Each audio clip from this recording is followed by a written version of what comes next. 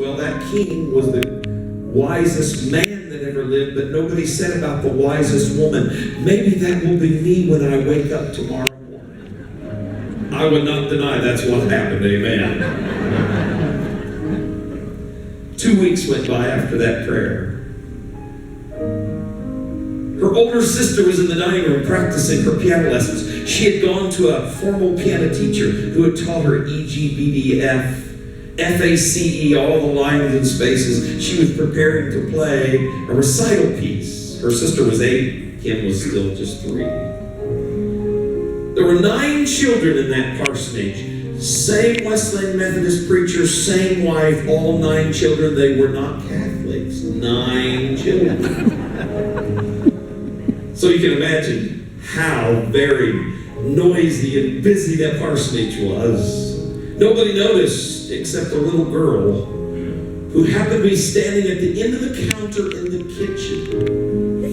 Later, Kim took me to that spot and said, that's where I was standing.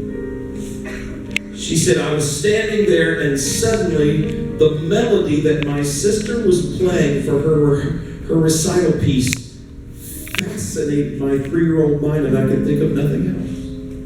It fascinated me. When her sister slid off to run and play, she went quietly when no one was looking and slid onto the piano bench. Her mother was in other parts of the house, probably good chance doing laundry.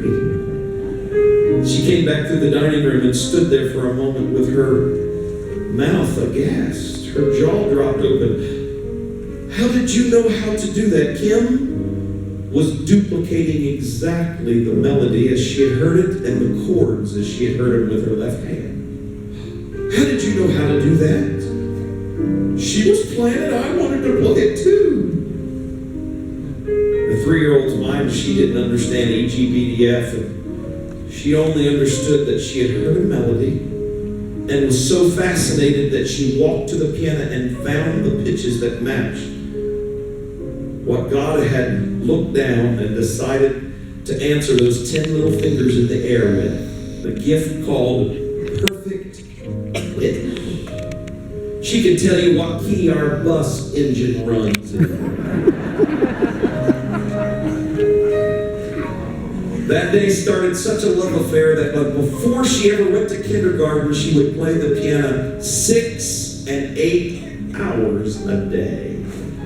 Fascinated by all these chords and these runs, her mama decided to try to enroll her in piano lessons. I love this. We asked her mother this later. How many piano lessons did Kim have? And she'd say, well, maybe a dozen, something like that. She said, I can just remember that piano teacher calling me and saying, come and get this little girl. I don't have a clue what to do with her.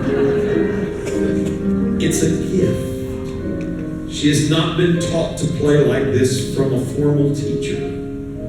It's something that just comes through her soul because she can hear it in her mind. I'll never forget when we were given the opportunity to do a recording with the Prague Philharmonic Orchestra from the Czech Republic.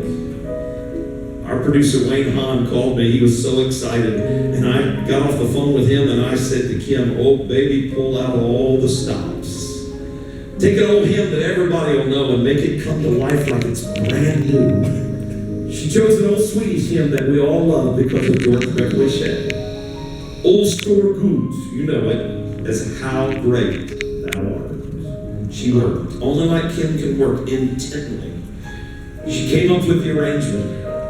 Her and Wayne worked together and they went to Nashville and they cut the basic tracks and cut the piano portion, and then he got on the airplane and flew all the way to the Czech Republic. 80-some members of the Prague Philharmonic Orchestra were at our disposal.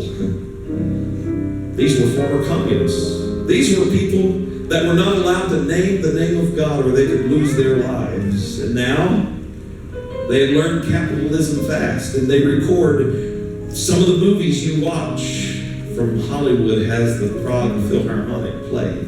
They do movie scores, they do choral scores, and that particular day, their final project of the day was this unknown gospel piano player by the name of Kim Collingsworth.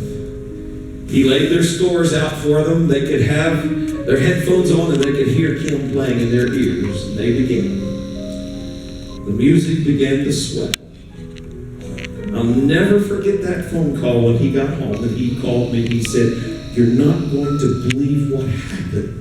What happened? He said, when they're done, they typically are noisy and bang around and put their instruments away and they're speaking in their Czech language. And he said they hit the streets and they collect their checks.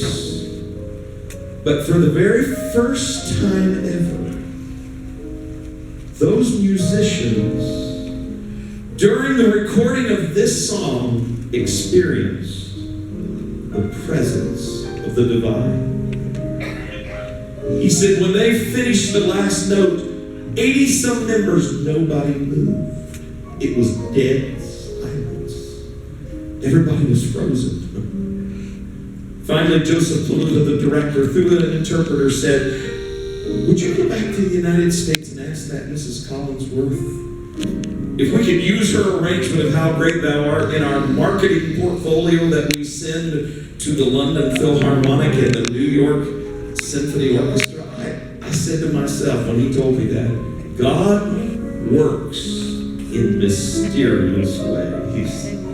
Kim Collingsworth, her Yamaha Conservatory Grand Piano, the Prague Philharmonic Orchestra, How Great